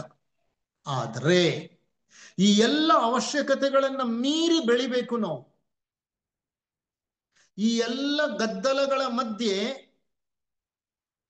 ಮೌನದ ನೆಲೆಯನ್ನ ನಾವು ಕಾಣಬೇಕು. ಇದೆಲ್ಲವೂ ಗದ್ದಲವೇ. ಯಾವಾಗ ಇದು ಗದ್ದಲ ಆಗತ್ತೆ, ಯಾವಾಗ ಇವೆಲ್ಲ ಮೌನಕ್ಕೆ ಕರ್ಕೊಂಡು ಹೋಗುತ್ತೆ, ಅದು ಮುಂದೆ ಹೇಳ್ತಾರೆ. ದಯವಿಟ್ಟು ಇದೆಲ್ಲ ಅನವಶ್ಯಕ ಅಂತ ತಿಳ್ಕೊಬೇಡಿ, ಇವೆಲ್ಲ ಬೇಕು. ಇದು ಹೇಗೆ ಅಂದ್ರೆ 1ನೇ ಕ್ಲಾಸು LKG UKG ಮಕ್ಕಳಿಗೆ ಬಳಪ ಬೇಕು, ಸ್ಲೇಟ್ ಬೇಕು. ಆದರೆ ಆ ಸ್ಲೇಟು ಬಳಪಾನೆ ಇಟ್ಕೊಂಡು ಕುಳಿತು ಬಿಟ್ರೆ ಮಕ್ಕಳು ಅವ್ರ ಮುಂದುವರಿದ ವಿದ್ಯಾಭ್ಯಾಸ ಬಹಳ ಕಷ್ಟ ಆಗ್ಬಿಡುತ್ತೆ. ಅವರು ಬಳಪವನ್ನು ಬಿಸಾಕ್ಬೇಕು, ಸ್ಲೇಟ್ನು ಬಿಸಾಕ್ಬೇಕು. ಕಾಗದದಿಂದ ಮಾಡಲ್ಪಟ್ಟಂತ ಪುಸ್ತಕಗಳನ್ನ ತಗೋಬೇಕು, ಪೆನ್ಸಿಲ್ನ ಬಳಸಬೇಕು, ರಬ್ಬರ್ನ ಬಳಸಬೇಕು. ಮುಂದೊಂದು ಹಂತ ಬರುತ್ತೆ, ಪೆನ್ಸಿಲ್ನ ಕೈ ಬಿಡಬೇಕು, ಪೆನ್ಗಳನ್ನ ಬಳಸಬೇಕು. ಇನ್ನ ಮುಂದೆ ಒಂದು ಹಂತ ಬರುತ್ತೆ, ಕಂಪ್ಯೂಟರ್ ಕೀಬೋರ್ಡ್ ಬಳಸಬೇಕು. ಇದು ಹಂತ ಹಂತವಾಗಿ ಮೇಲೆ ಇರುವಂತಹ ಒಂದು ಪ್ರಕ್ರಿಯೆ. ಈ ಪ್ರಕ್ರಿಯೆ ಜರುಗುವಾಗ ನಮ್ಮಲ್ಲಿ ಕೆಲವು ಬದಲಾವಣೆಗಳಾಗಬೇಕು. ಇವ್ಯಾವುದೂ ಅನವಶ್ಯಕ ಅಲ್ಲ, ಯೋಚನೆಗಳು ಅನವಶ್ಯಕ ಅಂತ ನಾನು ಹೇಳ್ತಾ ಇಲ್ಲ. ಆದರೆ ಆ ಯೋಚನೆಗಳ ಒಂದು ಪರಿಮಿತಿಯನ್ನ ನಾವು ಅರ್ಥ ಮಾಡ್ಕೋಬೇಕು. ಯೋಚನೆಗಳ ಪರಿಮಿತಿಯನ್ನ ಅರ್ಥ ಮಾಡ್ಕೊಂಡಿದ್ದೆ ಆದ್ರೆ ವ್ಯಕ್ತಿ ಅವನು ರೂಪ ಮನಸ್ಸಿನಿಂದ ಅವನ ಪ್ರಜ್ಞೆಯನ್ನ ಮೇಲೇರಿಸ್ಕೊಂಡ್ಬಿಡ್ತಾನೆ, ಅರೂಪ ಪ್ರಜ್ಞೆಯನ್ನ ತಲುಪಿಬಿಡ್ತಾನೆ. ನೋಡಿ, ಜಿಡ್ಡು ಕೃಷ್ಣಮೂರ್ತಿಗಳು ಹೇಳ್ತಾ ಇರುವಂತ ಈ ವಿಚಾರಗಳು ಥಿಯಾಸಫಿ ವಾಂಗ್ಮಯಕ್ಕೆ ವಿರೋಧವಾದಂತ ವಿಷಯಗಳಲ್ಲ. ಅವ್ರು ಮಾತನಾಡಿರೋದು ಪೂರಕವಾದಂತಹ ವಿಷಯಗಳೇ. ಥಿಯಾಸಫಿ ಏನ್ ಹೇಳುತ್ತೆ ಅದೇ ವಿಷಯಗಳನ್ನೇ ಅವ್ರು ಹೇಳ್ತಿದ್ದಾರೆ. ಆದರೆ ಅವರು ನಿತ್ಯ ಜೀವನದ ಉದಾಹರಣೆಗಳನ್ನ ತಗೊಂಡು ಹೇಳ್ತಿದ್ದಾರೆ. ಮತ್ತೆ ಥಿಯಾಸಫಿ ಪರಿಭಾಷೆಯನ್ನ ಬಳಸ್ತಿಲ್ಲ, ವೊಕ್ಯಾಬ್ಯುಲರಿ ಆಫ್ ಥಿಯಾಸಫಿನ ಅವ್ರು ಯೂಸ್ ಮಾಡ್ತಿಲ್ಲ. ಆದ್ರೆ ಥಿಯೋಸಾಫಿಕಲ್ ತತ್ವಗಳೇ ಇಲ್ಲಿ ಹೊರಬರ್ತಾ ಇದೆ. ಅವರೊಂದ್ ಕಡೆ ಹೇಳ್ತಾರೆ, thought cannot solve any problem because thought it self is the problem. ಆಲೋಚನೆ ಯಾವ ಸಮಸ್ಯೆಯನ್ನು ಪರಿಹರಿಸೋದಿಲ್ಲ, ಕಾರಣ ಆಲೋಚನೆಯೇ ದೊಡ್ಡ ಸಮಸ್ಯೆ. ಆ ಸಮಸ್ಯೆಯಿಂದ ಸಮಸ್ಯೆಯನ್ನೆಲ್ಲಾದ್ರೂ ಪರಿಹರಿಸ್ಲಿಕ್ಕೆ ಸಾಧ್ಯವಿದೆಯಾ ಅನ್ನೋ ಪ್ರಶ್ನೆಯನ್ನ ಕೇಳ್ತಾರೆ. ಅದನ್ನೇ ನಮ್ಮ ಥಿಯೋಸಾಫಿಕಲ್ ವಾಂಗ್ಮಯ ಹೇಳುತ್ತೆ. ಯೋಚನೆಗಳು ಉತ್ಪತ್ತಿ ಆಗೋದು ಕೆಳ ಮನಸ್ಸಿನಲ್ಲಿ. ಆ ಕೆಳ ಮನಸ್ಸಿನಲ್ಲೇ ನೀವು ಕೆಲಸ ಮಾಡ್ತಾ ಇದ್ರೆ ನಿಮ್ಮ ಯೋಚನೆಗಳನ್ನ ಪರಿಹರಿಸಿಕೊಳ್ಳಲು, ಅದರಿಂದ ಆಗುವಂತಹ ಸಮಸ್ಯೆಗಳನ್ನು ಪರಿಹರಿಸಿಕೊಳ್ಳಲು ಸಾಧ್ಯ ಇಲ್ಲ. ನಿಮ್ ಪ್ರಜ್ಞೆ ಮೇಲೆ ಇರಬೇಕು. ಮೇಲೆ ಇರಬೇಕು ಅಂದ್ರೆ ಅಲ್ಲೇನಾಗ್ಬೇಕು? ಮೌನವಾಗ್ಬೇಕು. ಮನಸ್ಸು ಮೌನವಾಗೋದು ಹೇಗೆ? ಯೋಚನೆಗಳಿಂದ ಬಿಡಿಸ್ಕೋಬೇಕು. ಹೇಗೆ ಯೋಚನೆಗಳಿಂದ ಬಿಡಿಸ್ಕೋಬೇಕು? ನಾನು ಯೋಚನೆಗಳಿಂದ ಬಿಡಿಸ್ಕೊಳ್ತೀನಿ ಅಂತ ಅನ್ಕೊಂಡ್ರೆ ಅದು ಒಂದು ಯೋಚನೆನೆ. ನಾನು ಯೋಚನೆಗಳಿಂದ ಬಿಡಿಸಿಕೊಳ್ಳಬೇಕು ಅಂತ ನಾನು ಅನ್ಕೊಳ್ತೀನಲ್ಲ, ಅದು ಯೋಚನೆನೆ. ಹಾಗಾದ್ರೆ ಏನ್ ಮಾಡ್ಬೇಕು? ಈ ಸಮಸ್ಯೆಗಳನ್ನ ಹೇಗೆ ಪರಿಹಾರ ಮಾಡ್ಕೊಳ್ಳೋದು? ಇರ್ಲಿ, ಅದರ ಬಗ್ಗೆ ಮುಂದೆ ಹೇಳ್ತೀನಿ, ಅವರು ವಿವರಿಸ್ತಾರೆ. ಹಾಗಾದ್ರೆ ನೀವು ಯಾರು? ನಾನು ಹೇಳುತ್ತೇನೆ, ನೀವು ಯೋಚನೆಗಳ ಮೂಲಕ ನೀವೇ ಹೆಣೆದುಕೊಂಡ ಆ ಎಲ್ಲವುಗಳ ಒಂದು ಕಂತೆ. ಅವ್ರು ಹೇಳ್ತಾರೆ ಕೊನೆಗೆ, ನೀವು ಯಾರು? ಚಿಂತನೆ ನಡೆಸಿ. ನೀವು ಯಾರು ಗೊತ್ತಾ?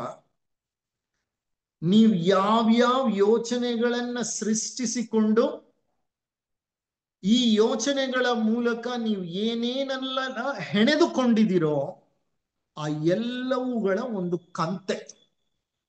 ಎಲ್ಲವುಗಳ ಕಂತೆ. You are nothing but a bundle of thoughts. You are nothing but your mind. ನೀವು ಬೇರೆ ಅಲ್ಲ, ನಿಮ್ಮ ಮನಸ್ಸು ಬೇರೆ ಅಲ್ಲ. ನೀವು ನಿಮ್ಮ ಮನಸ್ಸೇ. ಆ ಮನಸ್ಸು ಅನ್ನೋದು ನಿಮ್ಗಿರೋದ್ರಿಂದಲೇ ಮನುಷ್ಯ ಅಂತ ಕರೀತಾ ಇರೋದು. ಹಾಗಾದ್ರೆ ಈ ಮನಸ್ಸು ನೀವೇ ಆದರೆ ಈ ಮನಸ್ಸು ಏನು? ಮನಸ್ಸು ಅನ್ನೋದು ಮತ್ತೇನು ಅಲ್ಲ, ಯೋಚನೆಗಳ ಒಂದು ಕಂತೆ. It is a bundle of thoughts. ನೀವು ಏನೇನೆಲ್ಲ ಯೋಚಿಸುತ್ತೀರೋ ಅದೆಲ್ಲ ನೀವೇ ಆಗಿರುತ್ತೀರಿ.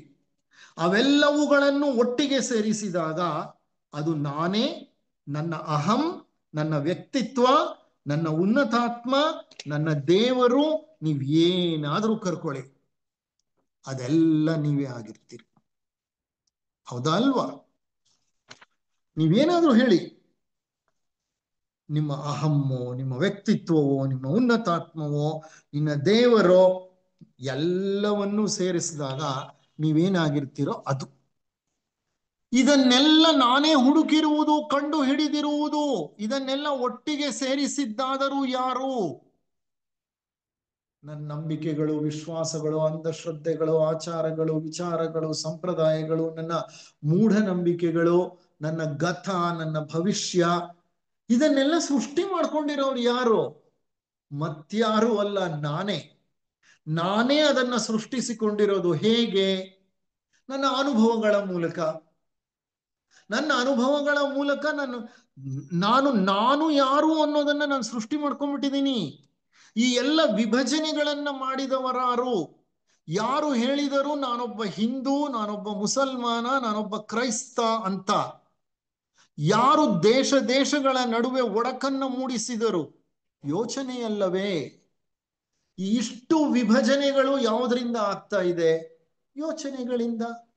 ನಾನೊಬ್ಬ ಹಿಂದೂ, ನಾನು ನನ್ನನ್ನು ಗುರುತಿಸ್ಕೊಂಡೆ ಹಿಂದೂ ಅಂತ. ಹೇಗೆ ಗುರುತಿಸ್ಕೊಂಡೆ ಹಿಂದೂ ಅಂತ? ನಾನು ಹುಟ್ಟಿರೋದು ಹಿಂದೂಗಳ ಮನೆಯಲ್ಲಿ. ನನ್ನ ಹೆಸರು ಹಿಂದೂಗಳ ಒಂದು ಸೂಚ್ಯಂಕ ಹೆಸರು, ಒಂದು ಸೂಚ್ಯ ಹೆಸರು ಅದು. ನನ್ನ ಎಲ್ಲರೂ ಹಿಂದೂ ಅಂತ ಕರೀತಾರೆ. ಚಿಕ್ಕ ವಯಸ್ಸಿನಲ್ಲೇ ನಮ್ಮ ತಂದೆ ತಾಯಿ ನನ್ನ ಕ್ಯುಮ್ಯುಲೇಟಿವ್ ರೆಕಾರ್ಡ್ ನಲ್ಲಿ ಹಿಂದೂ ಅನ್ನುವಂತಹ ಒಂದು ರಿಲಿಜನ್ ಆರಿಸ್ಕೊಂಡಿದ್ದಾರೆ. ನಾನು ಹಿಂದೂ, ಇದು ನನ್ನಲ್ಲಿ ಯೋಚನೆಯಾಗಿ ಕುಳಿತಿದೆ. ಯಾವಾಗ ನಾನು ಹಿಂದೂ ಅಂತ ನನ್ನ ಗುರುತಿಸ್ಕೊಳ್ತೀನೋ, ನಾನು ಪ್ರತ್ಯೇಕ ಮಾಡ್ಕೊಳ್ತಿದ್ದೀನಿ. ಯಾರಿಂದ? ನಾನು ಕ್ರೈಸ್ತರಿಂದ ಪ್ರತ್ಯೇಕ ಮಾಡ್ಕೋತಿದ್ದೀನಿ, ಮುಸಲ್ಮಾನರಿಂದ ಪ್ರತ್ಯೇಕ ಮಾಡ್ಕೋತಿದ್ದೀನಿ, ಸಿಖ್ಖರಿಂದ ಪ್ರತ್ಯೇಕ ಮಾಡ್ಕೋತಿದ್ದೀನಿ, ಈ ತರ ಮತೀಯ ವ್ಯಕ್ತಿಗಳಿಂದ ಪ್ರತ್ಯೇಕವಾಗ್ತಿದ್ದೀನಿ. ಯೋಚನೆ ವಿಭಜನೆ ಮಾಡ್ತಾ ಇದೆ ನನ್ನನ್ನ. ಕಾರಣ, ನಾನು ಪ್ರತಿಯೊಂದರ ಜೊತೆ ಗುರುತಿಸ್ಕೊಂಡಿದ್ದೀನಿ. ಆ ಗುರುತಿಸ್ಕೊಳ್ಳಿಕ್ಕೆ ನಾನು ಯೋಚನೆಗಳನ್ನ ಬಳಸ್ತಿದ್ದೀನಿ. ದೇಶ ದೇಶಗಳ ನಡುವೆ ಒಡಕು ಯಾಕೆ ಉಂಟಾಗತ್ತೆ? ಯೋಚನೆಗಳಿಂದಲೇ ಒಡಕುಂಟಾಗತ್ತೆ. ಯೋಚನೆಯಲ್ಲವೇ? ಇದೆಲ್ಲ ಏನಾದರೂ ಜೊತೆ ಗುರುತಿಸಿಕೊಳ್ಳಬೇಕು ಅನ್ನೋಂತಹ ಹಂಬಲ. ಏನಾದರೂ ಒಂದ್ರ ಜೊತೆ ನಾನು ನನ್ನನ್ನು ಗುರುತಿಸ್ಕೋಬೇಕು. ಆ ಗುರುತಿಸ್ಕೊಳ್ಳಿಲ್ಲ ಅಂದ್ರೆ ನನಗೆ ನೆಮ್ಮದಿ ಇಲ್ಲ, ನನಗೆ ಶಾಂತಿ ಇಲ್ಲ. ಯಾಕೆ ಅಂದ್ರೆ I feel secured when I identify with something which I really want to identify with. ಯಾವುದ್ರ ಜೊತೆ ನನ್ನನ್ನು ಗುರುತಿಸ್ಕೋಬೇಕೋ ಅದರ ಜೊತೆ ನಾನು ಗುರುತಿಸ್ಕೊಂಡ್ರೆ ಮಾತ್ರ ನಾನು ಒಂದು ಭದ್ರತೆಯನ್ನ ಫೀಲ್ ಮಾಡ್ತೇನೆ. ನಾನು ಹಿಂದೂ, ಹಾಗಾಗಿ ಹಿಂದೂಗಳ ಮಧ್ಯೆ ಇದ್ರೆ ನಾನು ಒಂದು ಭದ್ರತೆಯನ್ನ ಅನುಭವಿಸ್ತೇನೆ. ನಾನೊಬ್ಬ ವೈದ್ಯ, ಓಕೆ, ವೈದ್ಯರ ಮಧ್ಯೆ ಇದ್ದು ನಾನೊಬ್ಬ ವೈದ್ಯ ಅಂತ ಗುರುತಿಸ್ಕೊಂಡಾಗ ಏನೋ ಒಂದು ಸೆಕ್ಯೂರಿಟಿ. ನಾನೊಬ್ಬ ಗಂಡಸು, ಗಂಡಸರ ಜೊತೆ ನಾನೊಂದು ಗುರುತಿಸುವಿಕೆ, ನನ್ನದೇ ಆದಂತ ಒಂದು ಐಡೆಂಟಿಫಿಕೇಶನ್ ಮಾಡ್ಕೊಂಡಿದ್ದೀನಿ. ನನಗೆ ಭದ್ರತೆ ಬೇಕು. ಎಲ್ಲಿ ಸೆಕ್ಯೂರಿಟಿ ಬೇಕೋ ಅಲ್ಲಿ ನಾನು ಯಾವುದೋ ಒಂದು ಗುಂಪಿನ ಜೊತೆ ಗುರುತಿಸ್ಕೋತೀನಿ. ಹೌದಾ ಅಲ್ವಾ? ಥಿಯೋಸಾಫಿಕಲ್ ಸೊಸೈಟಿಯ ಜೊತೆ ನಾನು ಗುರುತಿಸ್ಕೊಳ್ಳೋದು ಯಾಕೆ ಅಂತಂದ್ರೆ, ಆ ಎಲ್ಲ ಸದಸ್ಯರ ಮಧ್ಯೆ ನಾನು ನನ್ನನ್ನು ಗುರುತಿಸ್ಕೊಂಡ್ರೆ ನನಗೇನೋ ಒಂದು ರೀತಿಯ ಭದ್ರತೆ. I feel secured, I feel comfortable, I feel okay, I feel satisfied. Although satisfaction is not complete, I derive some kind of comfort. I derive some kind of comfort when I identify with several other things. ಅಂತ ವ್ಯಕ್ತಿಗಳ ಜೊತೆ ನಾನು ಇದ್ದಾಗ ನಾನು ಮತ್ತಷ್ಟು ಭದ್ರತೆಯನ್ನು feel ಮಾಡ್ತೀನಿ. ಪೋಲಿ ಪುಡಾರಿಗಳು ಯಾರ ಜೊತೆ ಗುರುತಿಸ್ಕೋತಾರೆ? ಪೋಲಿ ಪುಡಾರಿಗಳ ಜೊತೆ. ಯಾಕೆ ಗುರುತಿಸ್ಕೋತಾರೆ? ಅವ್ರಿಗೆ ಅಲ್ಲಿ ಭದ್ರತೆ ಬೇಕು. ಅವ್ರ ಮಧ್ಯೆ ಇದ್ರೆ ಅವರಿಗೆ ಬಹಳ ಭದ್ರತೆ. They feel very comfortable. ನೋಡಿ ಎಲ್ಲಿಂದ ಎಲ್ಲಿಗೆ ತಗೊಂಡು ಬಂದ್ರು. ಈ ಪ್ರಪಂಚವನ್ನ ನೋಡ್ತಾ ನೋಡ್ತಾ, ಕೇಳ್ತಾ ಕೇಳ್ತಾ, ಅನುಭವಿಸ್ತಾ ಹಲವಾರು ಅನುಭವಗಳನ್ನು ನಾವು ಹೊಂದುತ್ತೀವಿ. ಆ ಅನುಭವಗಳು ನಮ್ಮಲ್ಲಿ ಜ್ಞಾನವಾಗತ್ತೆ. ಜ್ಞಾನ ಸ್ಮರಣೆಯಲ್ಲಿ ಕೂತ್ಕೊಳ್ಳುತ್ತೆ. ಸ್ಮರಣೆಯಿಂದ ಯೋಚನೆಗಳು ಉತ್ಪತ್ತಿ ಆಗತ್ತೆ.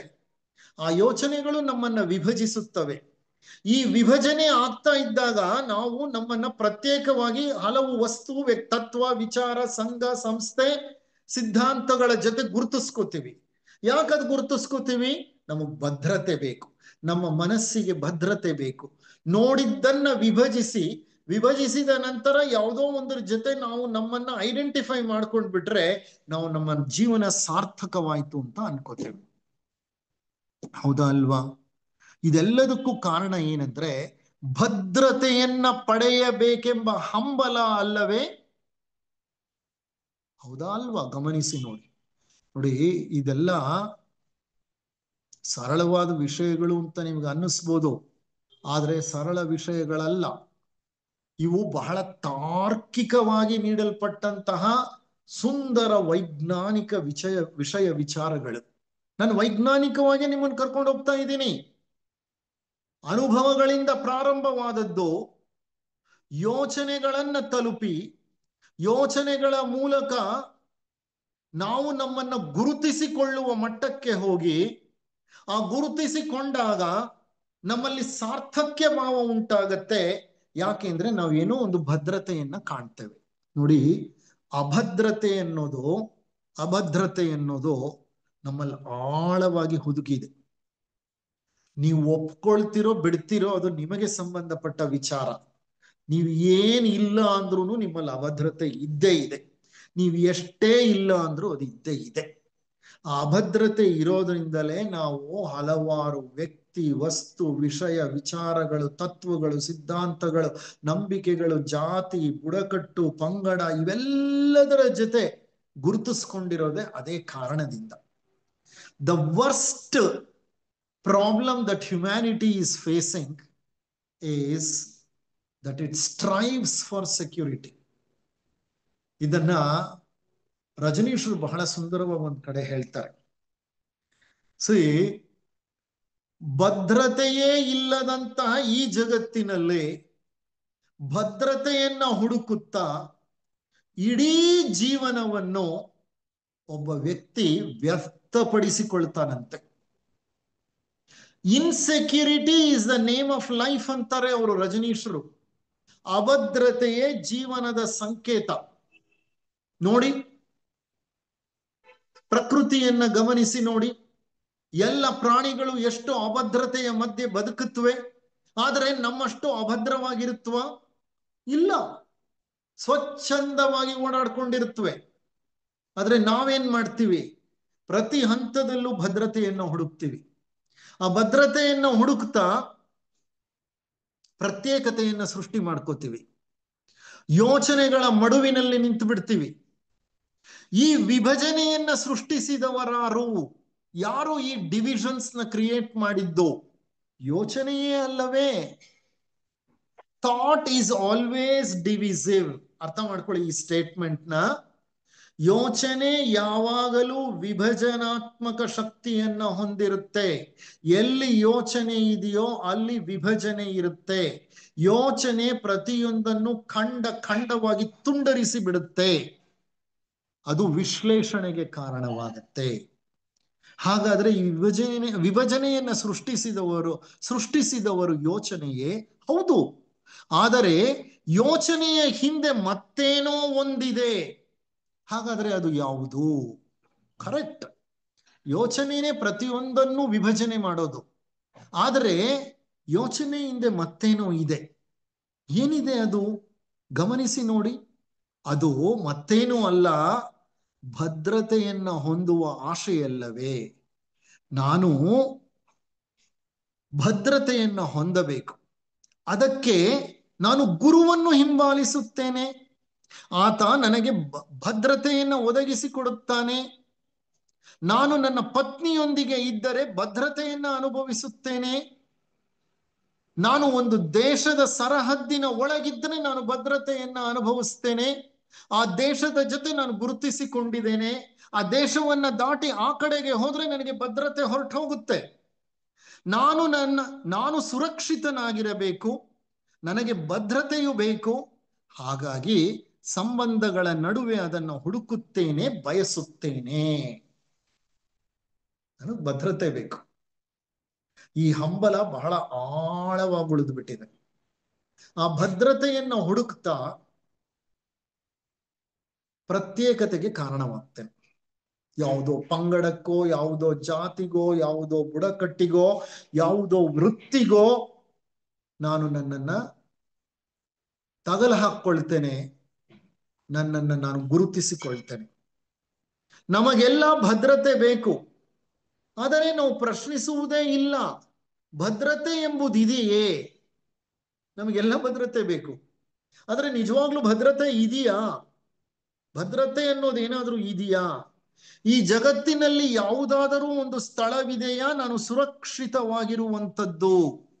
ಯೋಚನೆ ಮಾಡಿ ಹೇಳಿ. ಈ ಜಗತ್ತಿನಲ್ಲಿ ಅತ್ಯಂತ ಸುರಕ್ಷಿತವಾಗಿರುವಂತ ಒಂದು ಸ್ಥಳ ಅನ್ನೋದು ಇದೆಯಾ? ಎಲ್ಲಿದ್ರು ಏನ್ ಬೇಕಾದ್ರೂ ಆಗಬಹುದು.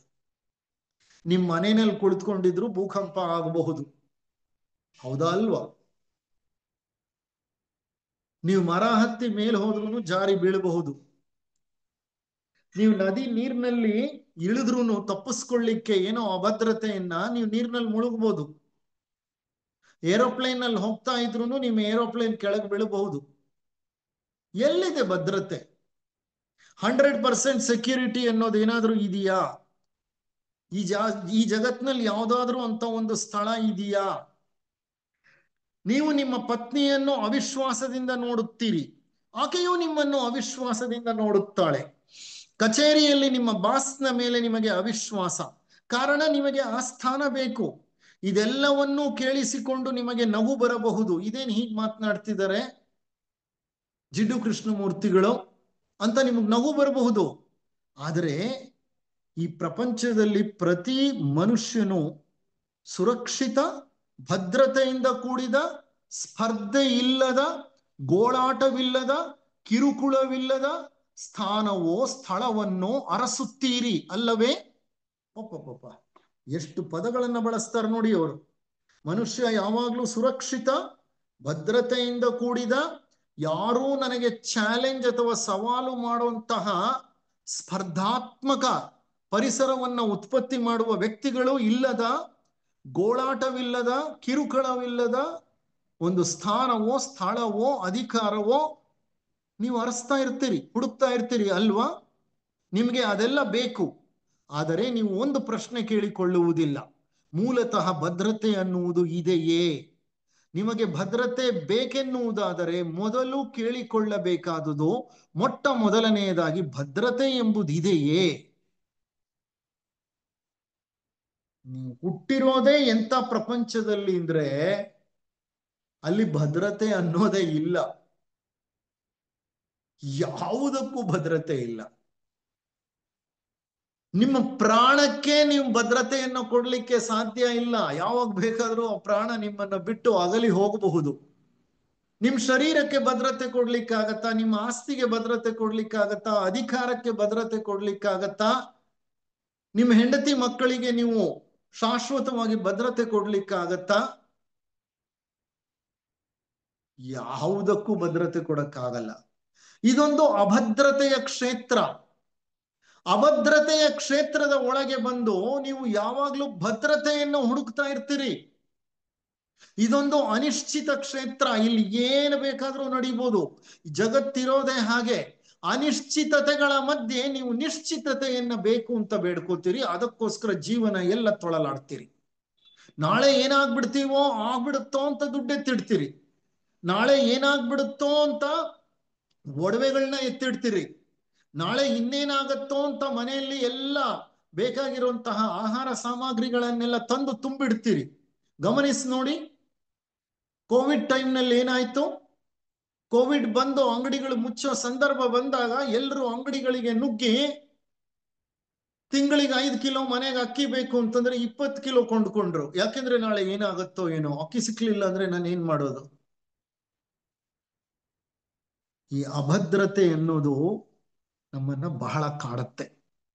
ಅದಕ್ಕೆ ಅವರು ಹೇಳ್ತಾ ಇದ್ದಾರೆ, ಭದ್ರತೆ ಅನ್ನೋದು ಇದೆಯಾ? ಅದು ಪ್ರಶ್ನೆ. ನೀವೇ ಉತ್ತರ ಹೇಳಬೇಕು. ಇಷ್ಟೆಲ್ಲ ಒಂದು ಚಿಂತನೆ ನಡೆದ ಮೇಲೆ ನೀವೇ ಹೇಳಬೇಕು. ಆಗ ಪ್ರಶ್ನೆಗಳು ಏಳುತ್ತವೆ. ಯಾಕೆ ನಿಮಗೆ ಭದ್ರತೆ ಬೇಕು? ನಿಮ್ಮ ಯೋಚನೆಗಳಲ್ಲಿ ಭದ್ರತೆ ಇದೆಯೇ? ನಿಮ್ಮ ಸಂಬಂಧಗಳ ಮಧ್ಯೆ ಭದ್ರತೆ ಇದೆಯೇ? ನಿಮ್ಮ ಪತ್ನಿ ಮತ್ತು ಮಕ್ಕಳೊಂದಿಗೆ ಭದ್ರತೆಯ ಭಾವ ನೆಲೆಸಿದೆ ನೆಲೆಸಿದೆಯೇ? ನಿಮ್ಮ ಕೆಲಸದ ಭದ್ರತೆ ಇದೆಯೇ?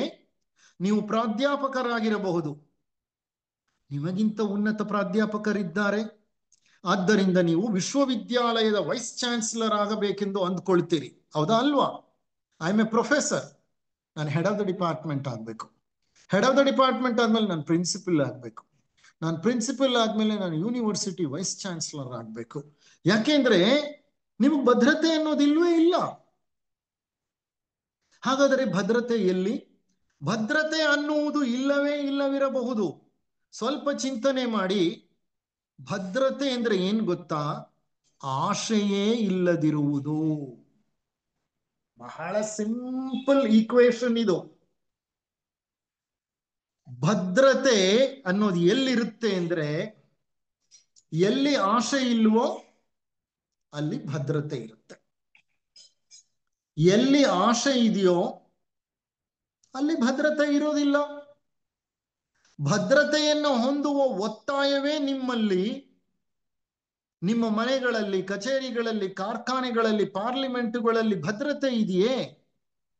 ಇಲ್ವೇ ಇಲ್ಲ. ಭದ್ರತೆಯನ್ನು ಹೊಂದುವ ಒತ್ತಾಯವೇ ನಿಮ್ಮಲ್ಲಿ ಇಲ್ಲದೆ ಹೋದರೆ, ಭದ್ರತೆ ನಂಗೆ ಬೇಕು ಅನ್ನೋ ಒತ್ತಾಯನೇ ಇಲ್ಲ ಅನ್ನೋದಾಯ್ತು ಅಂತಂದ್ರೆ, ನೀವು ಸುಭದ್ರವಾಗಿದ್ದೀರಿ ಅನ್ನುವಂತಹ ಒಂದು ಮಾನಸಿಕ ಸ್ಥಿತಿಯನ್ನ ನೀವು ತಲುಪಿಬಿಟ್ರೆ ಅಲ್ಲಿ ಯೋಚನೆಗಳ ಅವಶ್ಯಕತೆನೇ ಇಲ್ಲ. ಜೀವನಕ್ಕೆ ಭದ್ರತೆ ಇಲ್ಲ.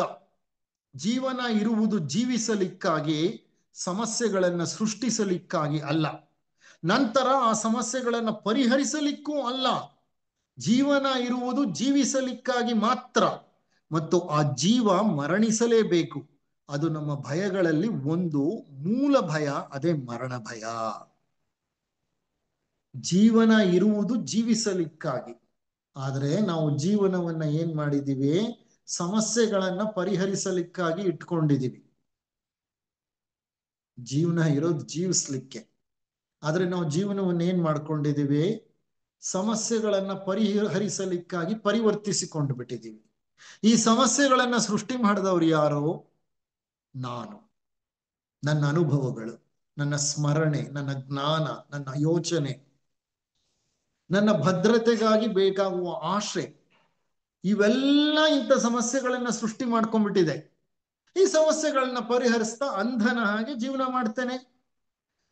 ಈ ಜೀವನಕ್ಕೆ ಭದ್ರತೆ ಇಲ್ಲ. ಇದು ಒಂದಲ್ಲ ಒಂದು ದಿನ ಮರಣಿಸಲೇಬೇಕು. ನಮ್ಮ ಭಯಗಳಲ್ಲೆಲ್ಲ ಮೂಲ ಭಯ ಮರಣ ಭಯ. ಹಾಗಾದರೆ ಈ ದಿನ ಮುಂಜಾನೆ ನಾವು ಒಬ್ಬರಿಂದೊಬ್ಬರು ಪರಸ್ಪರ ಕಲಿಕೆಯನ್ನು ಮಾಡಿದ್ದೀವ? ಇಷ್ಟೆಲ್ಲ ಪ್ರಶ್ನೆಗಳನ್ನ ಕೇಳಿ ಕೊನೆಯಲ್ಲಿ ಈ ಪ್ರಶ್ನೆ ರೈಸ್ ಮಾಡ್ತಿದ್ದಾರೆ. ಹಾಗಾದ್ರೆ ಇವತ್ತು ಬೆಳಿಗ್ಗೆ ನಾವೆಲ್ಲ ಒಟ್ಟಿಗೆ ಕುಳಿತುಕೊಂಡು ಈ ಒಂದು ಚಿಂತನಾ ಪ್ರಯಾಣವನ್ನ ನಡೆಸ್ತಿದೀವಲ್ಲ, ನಾವೆಲ್ಲ ಏನಾದ್ರೂ ಕಲ್ತ್ಕೊಂಡ್ವ ಪರಸ್ಪರ? ಉಪನ್ಯಾಸಕನ ನುಡಿಗಳನ್ನು ಕೇಳಿಸಿಕೊಂಡಿರ? ಪ್ರಪಂಚದ ವಾಸ್ತವಾಂಶಗಳನ್ನ ಆಲಿಸಿದಿರ?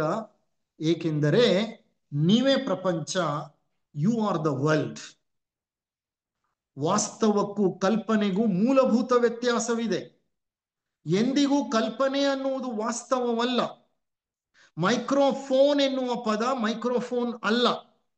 ಅದಕ್ಕೆ ಅವ್ರು ಹೇಳ್ತಾ ಇದ್ದಾರೆ, ಎಲ್ಲ ಒಟ್ಟಿಗೆ ಕುಳಿತುಕೊಂಡು ಇಷ್ಟು ಹೊತ್ತು ಒಂದು ಪರಿಶೋಧನೆಯನ್ನ ಮಾಡಿದ್ವಲ್ಲ, ನೀವು ಈ ಪರಿಶೋಧನೆಯಲ್ಲಿ ಉಪನ್ಯಾಸಕನ ನುಡಿಗಳನ್ನ ಕೇಳಿಸ್ಕೊಂಡ್ರ? ಪ್ರಪಂಚದಲ್ಲಿ ವಾಸ್ತವತೆ ಅಂದ್ರೆ ಏನು ಅನ್ನೋದನ್ನ ತಿಳ್ಕೊಂಡ್ರ? ಯಾಕೆ ಅಂದ್ರೆ ಯು ಆರ್ ದ ವರ್ಲ್ಡ್. ಯಾಕಂದ್ರೆ ನೀವೇ ಪ್ರಪಂಚ. ಪ್ರಪಂಚ ಬೇರೆ ಅಲ್ಲ, ನೀವು ಬೇರೆ ಅಲ್ಲ. ಆ ಪ್ರಪಂಚವನ್ನ ಸೃಷ್ಟಿ ಮಾಡಿರೋರು ನೀವು. ನಿಮ್ಮ ಯೋಚನೆಗಳಿಂದ ಸೃಷ್ಟಿ ಮಾಡಿದಿರಿ. ನಿಮ್ಮದೇ ಯೋಚನೆಗಳ ಮಧ್ಯೆ ನಿಮ್ಮ ಒಳಗಿನ ಒಂದು ಪ್ರಪಂಚವಿದೆ, ನಿಮ್ಮ ಹೊರಗಿನ ಒಂದು ಪ್ರಪಂಚವಿದೆ. ಇದೆಲ್ಲ ವಾಸ್ತವವ ಅಥವಾ ಕಲ್ಪನೆಗಳ? ದಯವಿಟ್ಟು ಇವೆಲ್ಲ ಕಲ್ಪನೆಗಳಲ್ಲ, ಇದು ವಾಸ್ತವ. ವಾಸ್ತವಕ್ಕೂ ಕಲ್ಪನೆಗೂ ಬಹಳ ವ್ಯತ್ಯಾಸವಿದೆ. ಗಮನಿಸಿ ನೋಡಿ. ಮೈಕ್ರೋಫೋನ್ ಅನ್ನೋ ಪದ ಮೈಕ್ರೋಫೋನ್ ಅಲ್ಲ, ಅದು ಪದ ಅಷ್ಟೇ. ಅದು ಪದ ಅಷ್ಟೆ. ನಾವು ಮೈಕ್ರೋಫೋನ್ ಅನ್ನುವ ಪದವನ್ನೇ ಮೈಕ್ರೋಫೋನ್ ಆಗಿ ಮಾಡ್ಕೊಂಡ್ಬಿಟ್ಟಿದ್ದೇವೆ. ಇದು ಬಹಳ ಸೂಕ್ಷ್ಮವಾದ ಒಂದು ವಿಚಾರ. The finger that points to the moon is not the moon ಅಂತ ಬೌದ್ಧ ಧರ್ಮದಲ್ಲಿ ಹೇಳ್ತಾರೆ. The finger that points to the moon is not the moon ಅಂದ್ರೆ ಯಾವ ಕೈ ಬೆರಳನ್ನ ತೋರಿಸಿ ಅಲ್ಲಿದೆ ಚಂದ್ರ, ಅದು ಚಂದ್ರ ಅಂತ ನೀವು ಯಾವ ಬೆರಳಿನಿಂದ ಚಂದ್ರನನ್ನ ತೋರಿಸ್ತಿರೋ ಆ ಬೆರಳು ಚಂದ್ರ ಅಲ್ಲ, ಚಂದ್ರ ಆಕಾಶದಲ್ಲಿದ್ದಾನೆ. ಆಕಾಶದಲ್ಲಿರೋ ಚಂದ್ರನೇ ಬೇರೆ, ಅದನ್ನ ತೋರಿಸ್ತಾ ಇರೋ ಬೆರಳೆ ಬೇರೆ. ಹಾಗಾದ್ರೆ ಚಂದ್ರ ಅನ್ನೋ ಪದ ಚಂದ್ರನ ಅಲ್ಲ. ಆ ಪದ ನಾವು ನಮ್ಮ ಬಳಕೆಯಲ್ಲಿ ರೂಢಿ ಮಾಡಿಕೊಂಡಿದ್ದೇವೆ. ಆ ಚಂದ್ರನಿಗೆ ನಾವೊಂದು ಹೆಸರಿಟ್ಟಿದ್ದೇವೆ. ಚಂದ್ರ ಅನ್ನೋ ಪದ ಚಂದ್ರ ಅಲ್ಲ.